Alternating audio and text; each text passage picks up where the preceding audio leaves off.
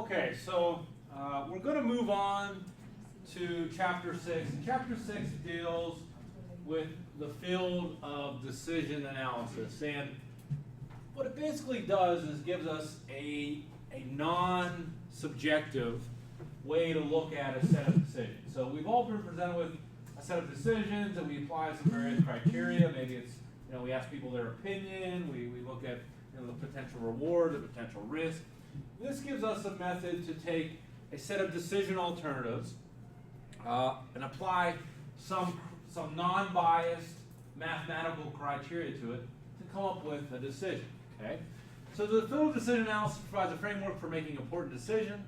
The goal is to optimize the resulting payoff in terms of a decision criteria. All right? So what we're trying to do a lot of times in decision analysis is maybe maximize some expected profit, maybe minimize some risks, maybe maximize decision utility, like the happiness of the decision maker.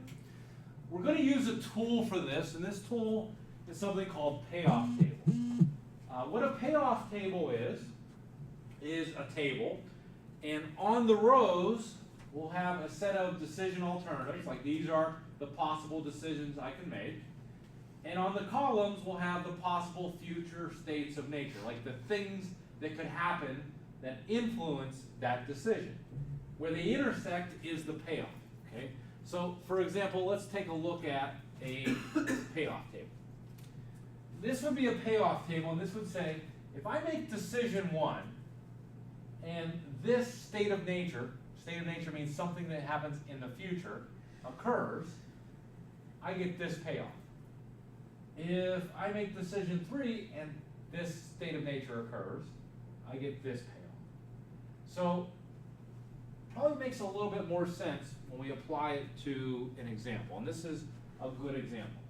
This is Tom Brown has just received $1,000. He wants to make a decision on how best to invest that $1,000. He's going to put it all as a lump sum into one of a possible set of investments. These investments become what we call decision alternatives. He can go with $1,000 in a bond, $1,000 in gold, $1,000 in a stock, $1,000 in CD, or $1,000 in a stock option. Now, how good of a decision that is going forward is largely reflected on what the Dow Jones Industrial Average does over the course of the year. So the Dow could tank, okay, it could down more than 800 points, and if it does, we're projecting these are the outcomes that would result from that if you invested in gold. If you invested in gold and the market tanked, no gain. Okay, nothing but no gain, no loss. If you invested in stock and the market tanked, we would lose $600. On the opposite side, what if the market does really well? If there's a large rise, well, if he invests in gold and there's a large rise, well, his investment would go down 10% or $100. If there's a large rise and he has $1,000 in stock, his investment would go up $500. So this is what a payoff table does. It lists all the decision alternatives on the rows and the future states of nature that could occur that affect those decision alternatives on the columns, and where they intersect is the payoff.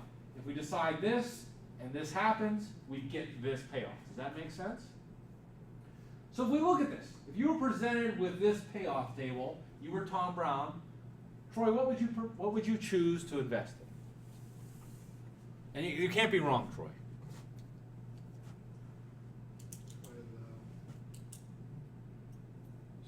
Okay, so you would say stock. Why? Tell me your decision. Why would you say stock? That's right. Because you're going to see more gains if it's just even a small rise, large rise, or even no change. Okay, and you're not afraid of this? No. Okay, so good. So you're saying I like the 500, I like the 250, but I'm not afraid of that $600 cost. Okay, that's good. All right, so he would say stock. He's kind of a gambler, I guess. Anyone else? Adam, what would you choose? Gold. You'd go gold. Why? Okay, safer. Why do you say safe?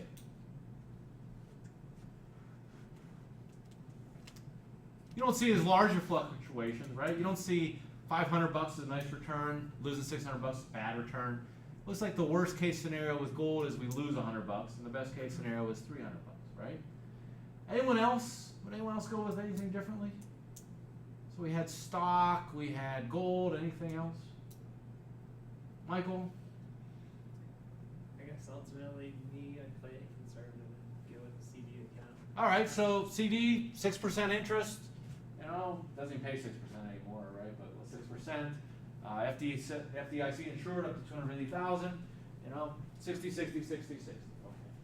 So what you guys did was subjectively, you said, this is how I feel about my utility, about investments. You looked at the things, you considered it, you made a decision. Well, what we're going to do is we're going to apply specific decision criteria that have a specific methodology associated with it, that will come up with a decision, and we'll say, yeah, we'll either accept it, or maybe we apply our own subjective values. So the ways we can make decisions, the states or the environment we can make decisions, there's really 3 environments we can make decisions in.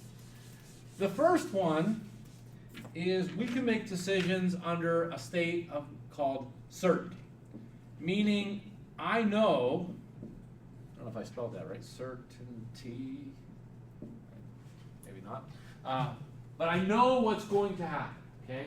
Now, we don't really have anything for certainty, for the environment of certainty, because if we know what's going to happen, there's really no criteria necessary, there's no probability necessary, and we may do something like net present value or something like that, but really it doesn't apply to this. The 2 environments that we are going to work on is something called uncertainty, where uncertainty is where I have no clue about the likelihood of any of these things. I don't know if large rise is more likely than small rise, or no change is more likely than small fall. I have no clue. So uncertainty means we have no clue about what the possible future states of nature are likely to happen. If we do have some knowledge about the likelihood of the future states of nature, we call that environment a risk environment. Risk is when I can assign probability to those future states of nature. If I could say, hey, there's a 10% chance of a large fall, and a 20% chance of a small fall, and a 20% chance of a no change, that's called a risk environment. Okay. What we're going to focus on first is decision criteria under uncertainty, where I don't have a clue about what's going to happen. Now, if we look at this payoff table, another thing when we talk about payoff tables I want you to note is, what do you notice when you look at the bond and the stock option hedge fund? What do you notice about the bond and the stock option hedge when you compare their payoffs under each state of nature? What do you notice about their payoffs? What's that? Maximum, what do you mean? Go ahead. What do you notice in the large rise, bonds 250, stock options 200? Which one's better? Bond. Small rise, bonds 200, stock options 150. Which one's better? Bond. 150, 150, same. Negative 100, negative 200, bonds better. Negative 150, negative 150, the same. So in each and every case, what about the bond when we compare it to the stock option hedge fund? It's as good or better. So if it's as good or better, and this is the only thing on the table, why would we ever choose the stock option hedge fund?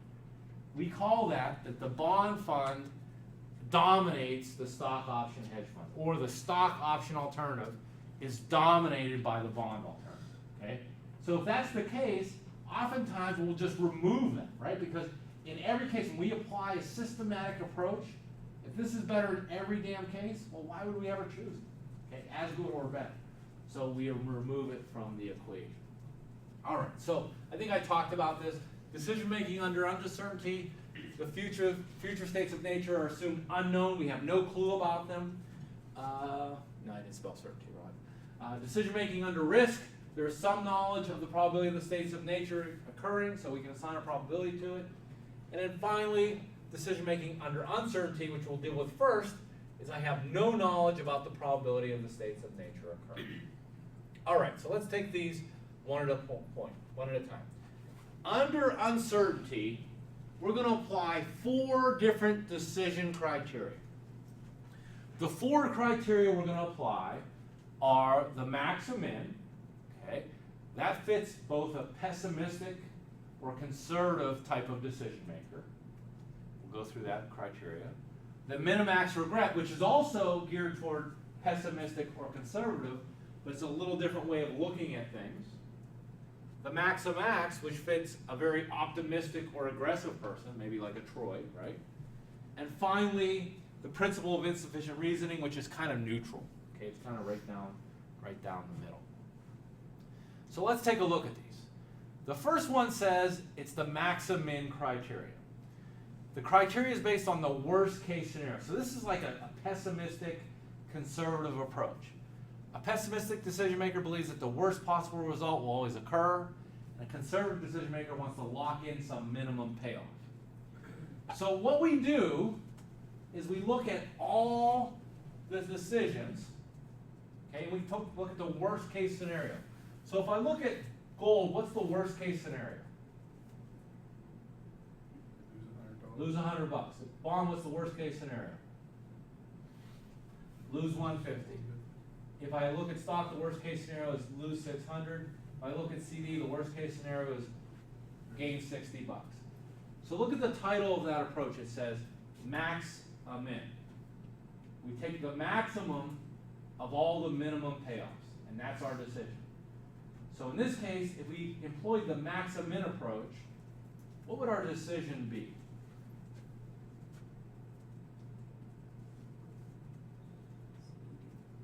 We would go with the CD, right? It has the highest of all the worst case scenarios. So you see how it fits a conservative or pessimistic? Okay. The next one, and we're going to use a spreadsheet at the end, but we'll do it at the end. The next one is called the minimax regret. It also fits a pessimistic or conservative decision maker, but instead of looking at payoffs, we focus on what's called lost opportunity. We focus on something called regret. Like what's the regret I would feel if I make this decision and this happens? So this is a little more complicated than the other. What we need to do is we need to take the original payoff table and then we build a corresponding regret table. So this is how it works. If a large rise occurs, what would have been the best decision to make in the past? If a large rise occurred, what would have been the best decision for me to make? Stock. So if I made the best decision possible, how much regret do I feel? Zero. So down here you see, we say, hey, if I choose stock and there's a large rise, I feel zero regret. That was the best decision, right? I have zero regret. Now everything now is based off of that $500. If I chose gold and we had a large rise, I could have made 500, but instead I lost 100. How much regret do I feel? I could have made 500, but instead I lost 100. How much regret do I feel? $600 worth of regret. I made 250 here. I'm pretty damn happy I made 250, but man, I wish I would have made 500. So how much regret do I feel? 250. I made 60. Yeah, it's not bad, but I could have made 500. So how much regret do I feel? 440. So I go to the next state of nature. Under small rise, what's the best possible scenario? Stock again, it's right, 250, so it gets a 0. Everything now is based on this. I could have made 250, but I chose gold and made 100. I feel $150 worth of regret. I could have chose bond, I made 200, not so bad. Hey, but I could have made 250, so I feel $50 worth of regret. So you see how this table kind of relates to the one above it? This table now represents regret values. Notice the best regret I can have is no regret. And it only goes up. We don't have negative values in a regret table. It's either no regret or a lot of regret, okay? So remember what this one was called. The first one was called the max a min. So I picked the biggest of all the worst case scenarios. This one is called minimax regret. So I'm going to look at the regret table and I'm going to pick the smallest of all the maximum regrets. So what's the most regret I can feel if I choose gold? What's the most regret I could feel if I choose gold? 600. What's the most regret I could choose if I did bond? 400. Stock? 660. CD? 440. Given that I had 600, 400, 660, 440, what is the smallest of those values?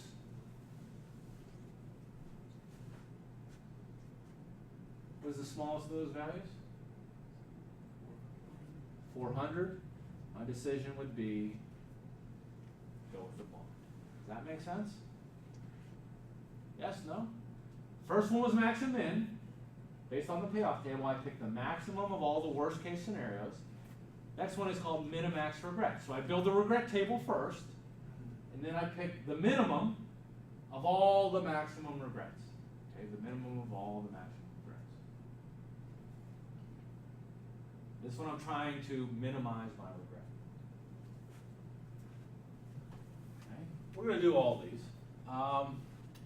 The third one is the easiest one. The third one is called the max and max criteria. It's a very aggressive, very pessimistic kind of decision maker, kind of a risk taker. Pessimistic means you think the best thing's going to happen. Aggressive means you want the best thing to happen. Optimistic, you look for the decision with the highest payoff. So if you think about the term max and max, we're going to look at across all these values, find the maximum values, and pick the best of the best, the max of the max. What would our decision be in this case? Stock, right? Because it has the highest value, 500. So to do the max and max, all I have to do is look at the table and find the biggest value, boom, that's my decision. Because I'm thinking the best thing's going to happen, boom, that's my decision. Okay, that's the max and max approach. The fourth approach under uncertainty is something called the principle of insufficient reasoning. The principle of insufficient reasoning says, hey, you just told me you don't know what the hell is going to happen, right? You have no probability about the likelihood of any of these events. So all I'm going to do is add up all the payoffs across the various decisions and take the one with the highest payoff value. All I'm going to do is add across the table, so I would add negative 100, 100, 200, 300. What's that give me? 500. This gives me, let's see, 450, 600. That's another 450, I think. That's 750, 850, 650. That's $50. This one would be, what, $300. So I pick the highest of the ones I add across. Does that make sense? So this isn't hard, and we're going to use the spreadsheet to do it, but just so that you understand it, let's make one. I'm going to make one up here, a real simple one that you guys can do, and we'll do it together in 2 minutes. So I have 3 decisions. I have 3 possible states of nature. Let's say 10, 10, 10.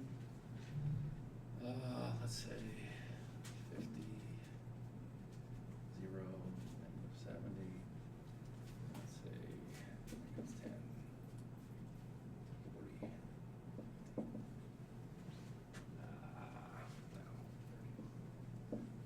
Okay.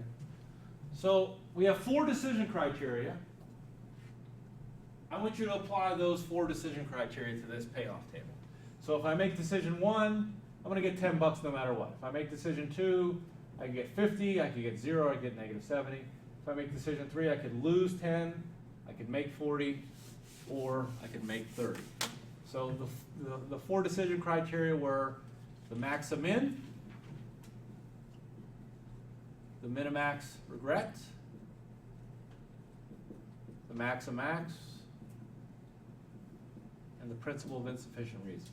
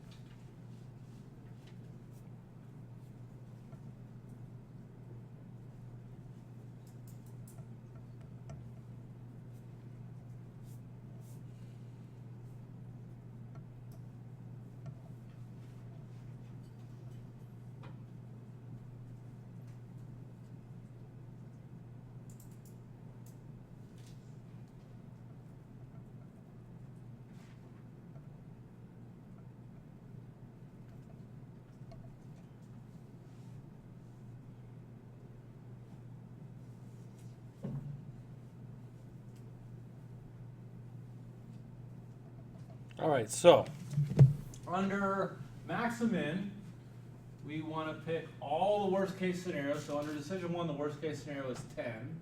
Decision 2, it's -70. And decision 3, it's -10. So max and min, what would my decision be under max and min?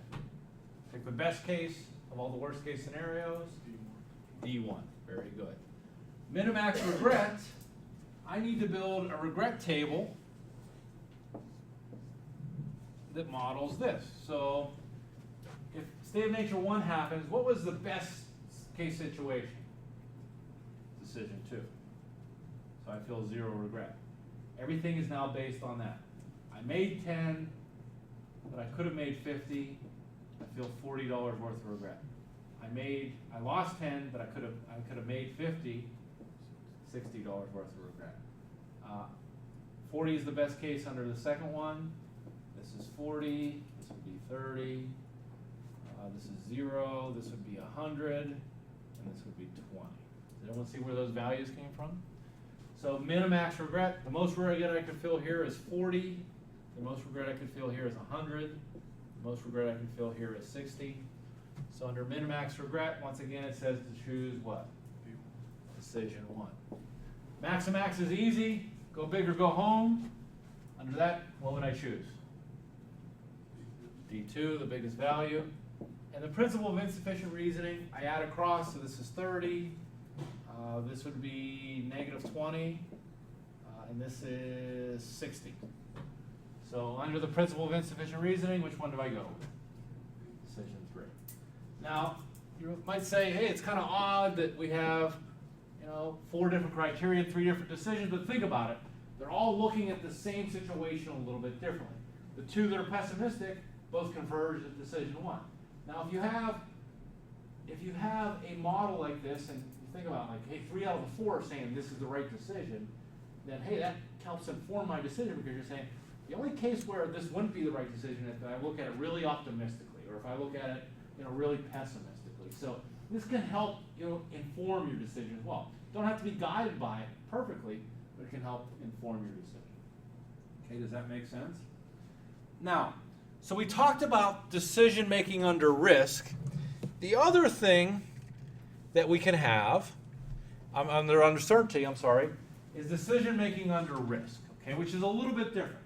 Decision making under risk says I have some likelihood about the future states of nature. I have some knowledge about the future states of nature. So we want to bake that into the equation. For example, if I had this situation up here, if I knew this was 99% likely to happen, and maybe this was 1/2 of 1%, and this was 1/2 of 1%, what would that kind of push me toward? If I knew that this was likely to happen, 99% of the time, state of nature 1 would happen, what would that push me toward? Probably, hey, if this is 99% happen, I'm probably going to go with the one that's big for biggest for a state of nature 1, right? If that's the most likely to happen. However, if it went something like this instead, 99% here and, 0.05, 0.5% here and 0.5% here, that's going to steer me away from decision 2, right? So we need some kind of method to bake in both the magnitude of the payoff and the probability of the payoff. Does anyone know anything that does that? Bakes in both the magnitude and the probability. Get it in stats. That's Stokes, what? that pyramid, triangle. Triangle. What the hell? What triangle?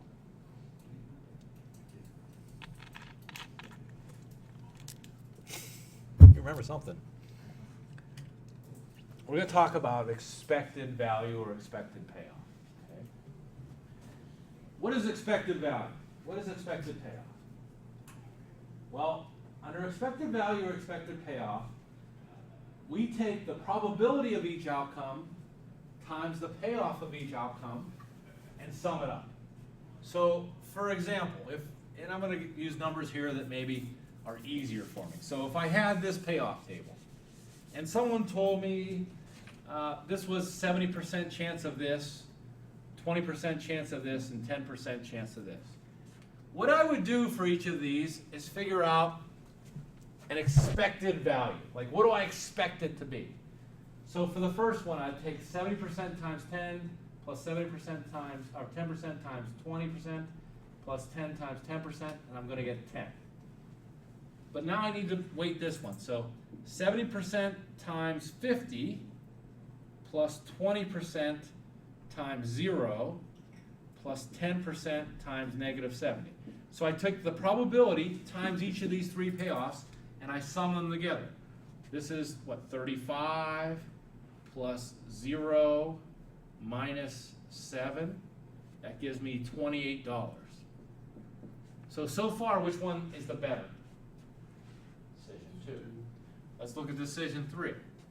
70% times negative 10 plus 20% times 20% times 40 plus 10% times 30. This gives me negative 7. That gives me, what, 8. So I'm at 1. This gives me 4. Okay. So expected value considers both the magnitude of the payoff and the likelihood it is to happen. What kind of industries use expected value? What kind of industries use expected value? Does anyone have car insurance? Yeah, hopefully everyone here has car insurance, right? Who do you think pays more? 44-year-old man driving a Honda Odyssey, 5 kids in the back, or if Thurston, how old are you, Thurston? 23 and drives a Camaro. Who do you think would pay more? Why would Thurston pay more? Because they don't like Thurston? Why? Okay. What actuarial companies do, insurance companies do, is they say the likelihood that you are to cause them a higher claim, a big number claim, is much higher. So the expected loss on Thurston Keno is higher than the expected loss on Dr. Miko. So what are they going to do? They charge you more for insurance premium. That's why it's called a premium. It's above their expected loss. It's the premium above what they're going to lose, right? You can insure your home for $300,000-$400,000 and it only costs you $1,000 a year. You're thinking, wow, that's not too bad of a deal, right? And if my house burns down to the ground, it'll give me $300,000. Well, why is that? Because the likelihood that my house burns to the ground is very, very low. So even if my house burns to the ground, they'll give me $300,000, but for every John Miko whose house burns down, there's thousands of John Mikos whose house doesn't burn down, right? So they weighted that into the factor. If anyone has term life insurance, you can get a term life insurance as a 35-year-old, maybe a 20-year policy. You get insured for $1 million for about $500 a year. You're like, wow, that's pretty damn good, right? If I die, that's not good. But my relatives get $1 million. Not bad, right? Well, the reason is because they've assessed you and they said, hey, the likelihood that you are to die in the next 20 years is very, very low. So we're willing to take that bet, right? And that's what making decisions under risk is all about. We use something called expected value, right? Expected value, you take all the payoffs times the probability of those payoffs, and it gives you a weighted average. It's weighting in the likelihood that is to happen. Okay? And it can really help make our decisions. So let's do a problem. Okay, I'm not going to spend this. This says the Tom Brown problem says a 20% chance of a large rise, a 30% chance of a small rise, 30% chance of no change, 10% chance of small fall, and 10% chance of large fall. We apply that formula across those, and we get 130 or bond was the best option. So let's do a problem in chapter 6 to kind of go through this, because I want to do it with, now that we understand the concepts, let's do it with the template.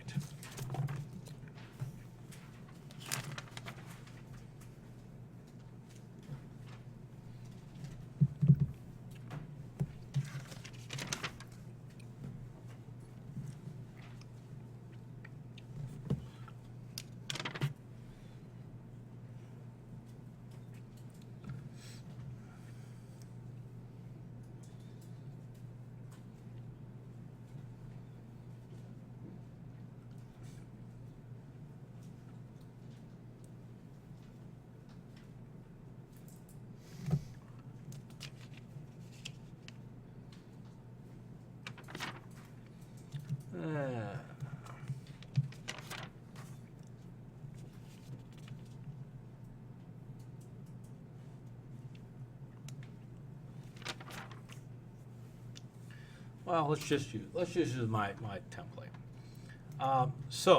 My problem. Let's go to chapter 6. And under chapter 6 on Blackboard, you'll see decision payoff table template. So click on that. And what you're going to like about this is all that math that we did and all those decisions that we made are all baked into this Excel workbook, okay? So basically you see up top it has a payoff table. If we enter in our payoff table, so I could enter into column A the name of the decisions, like decision 1,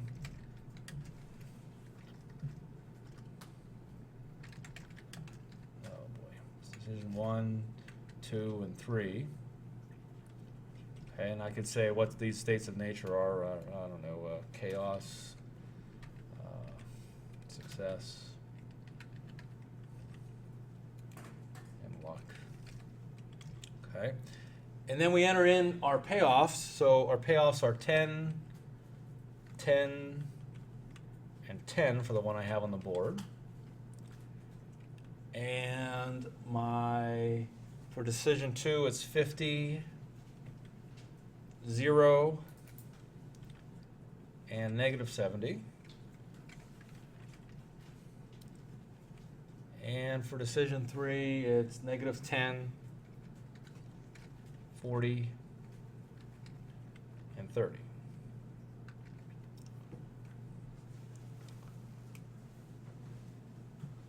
So what this does, which is very nice, is it tells us max and min, make decision 1. The maximum of the minimum payoffs is 10. Under min-max regret, make decision 1. The minimum of all the maximum regrets is 40. Under max, make decision 2. And under insufficient reason, make decision 3. Those are the same things we came up with. Now, if I apply probability, let's put 90% to state of nature 1. Let's put 5% to state of nature 2 and 5% to state of nature 3. It tells us, oops, it has to be 0.05. It has to be 5%. So it has to add to 100. It always has to add to 1 or 100%. It's telling me, if this is the case, make decision 2, and the expected value is $41.50. What would happen if I reversed that criteria? What would happen if I put this as 90% and this is 5%?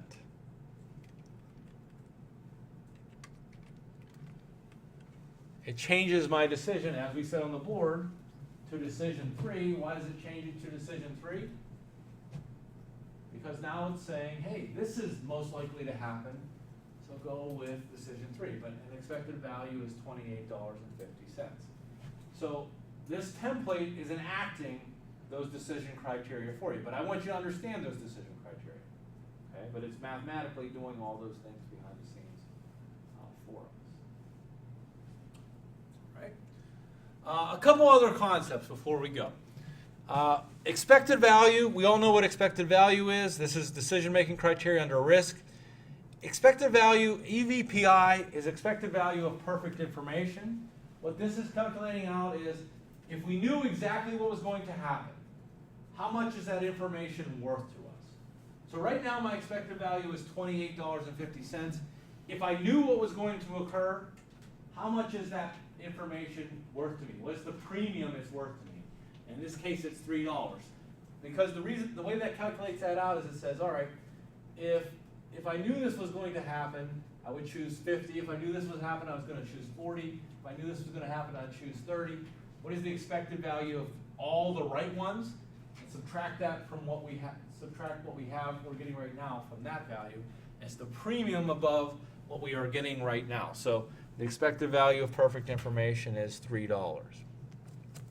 I'm trying to think of anything else that maybe to do for the homework.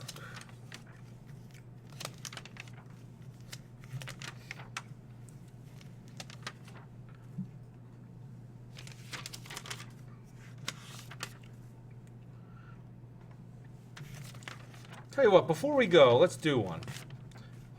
I would like you guys to do.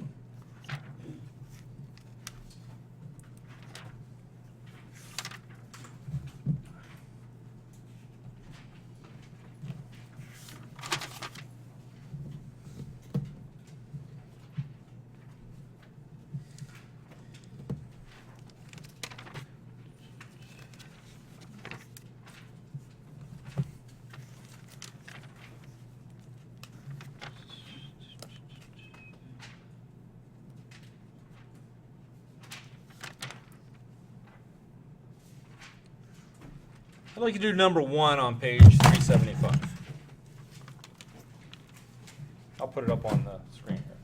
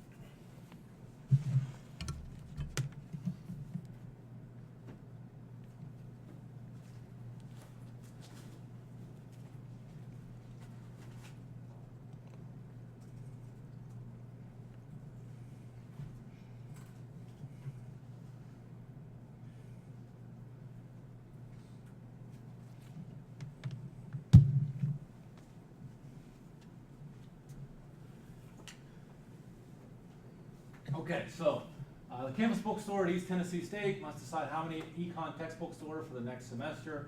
The bookstore believes that either 7, 8, 9, or 10 sections of the course will be offered. Each section contains 40 students. Publisher is offering bookstores a discount if they place the orders early. If it orders too many, text, the store can return unsold text to the publisher for a partial credit. The bookstore is considering ordering either 280, 320, 360, or 400 text in order to get the discount. Taking into account the discounts, Air Express expenses and credits for return text, the bookstore manager estimates the following resulting profits. So the 4 decisions I can make, I can order 280, 320, 360, or 400. The future states of nature that affect how good of a decision that was is how many econ sections are offered, 7, 8, or 9, and we have the payoffs. So what I'm going to use to do this, what I utilize to do this, is we can use, and hopefully it comes up here, we can use the payoff table. We enter in the 4 decisions we have, order 280, 320, 360, or 400. We enter in the 4 states of nature, 7, 8, 9, 10, and the payoffs. It says based on this, if we are being very pessimistic and using the max-min approach, we can order 320. If we're doing minimax regret, where I'm minimizing my maximum regret, I choose 360. If I'm being aggressive or optimistic, you could guess, I'm ordering 400 text.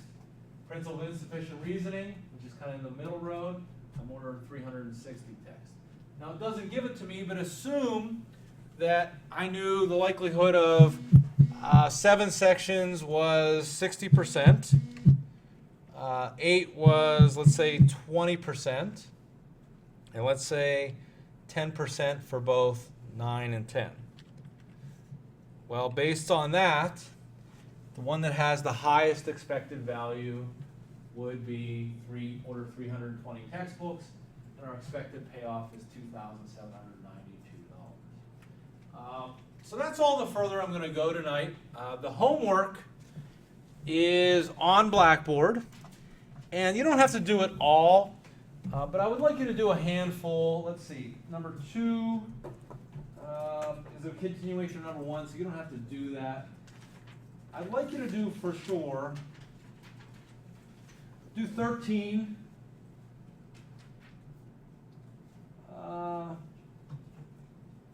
This is on page 378. Do 13. I would like you to do 20.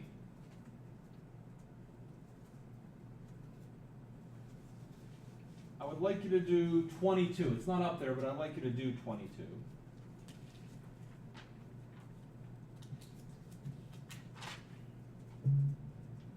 Don't do 34.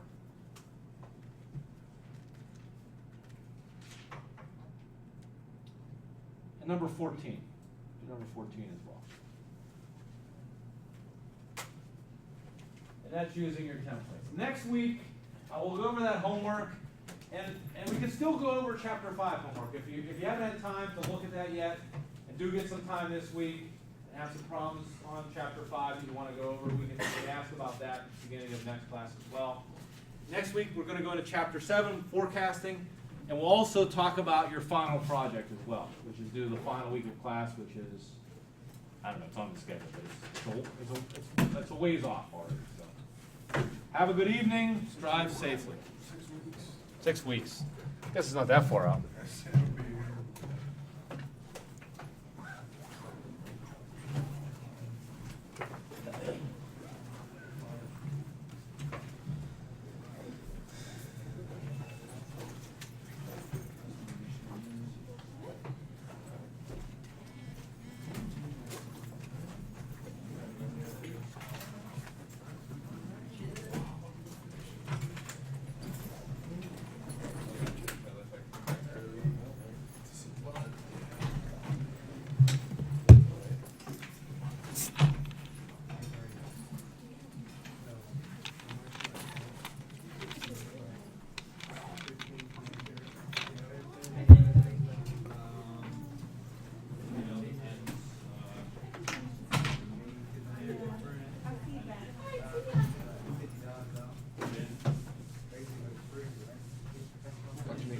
Yeah. Is it okay if I meet with you maybe on Monday just to talk about the project? Sure. Because I won't be here. Yeah, I know you and Peter won't be there.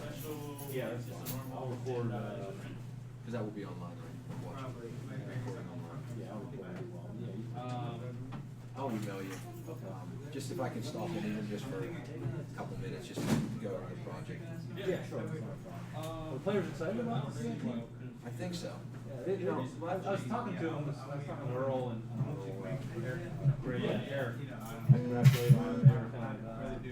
They were kind of still disappointed about. I think, and I think I probably been the same way as a player. I don't think they understand what it means until like they'll understand 10 years down the road what it means. Because there's some really good teams in the tournament. Florida Gulf Coast is in. They had. Yeah, I remember Florida Gulf Coast. Yeah, they have players from that team that were in the NCAA tournament. And, well, if you look, and like I said, I looked up the previous champions, and a lot of times it was like an indicator that they were like Mercer was a previous, and then they had that. Remember they had a big run in the NCAA tournament. Yep. Weber State last year. Yeah, so I mean, I think they need to understand that the teams that are in this tournament all have really good years and deserve to be. I think who was the other? Who Baltimore was Brian?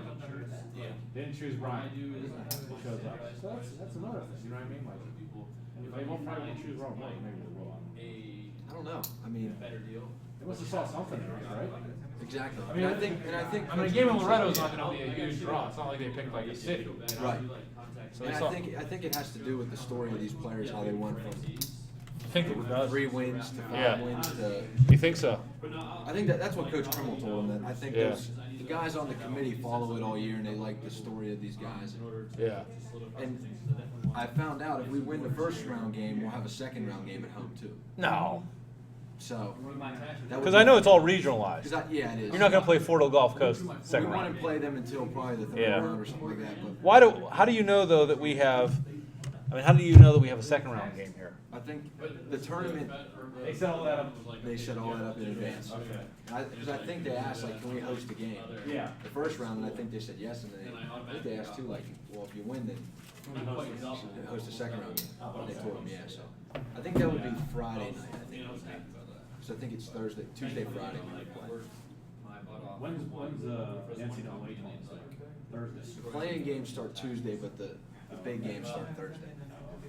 So, I mean, it's good because the program hasn't been in any of the postseason. Oh, I know it's huge. Yeah, they were kind of like I don't know. They just weren't excited. I think they were bummed because. Yeah.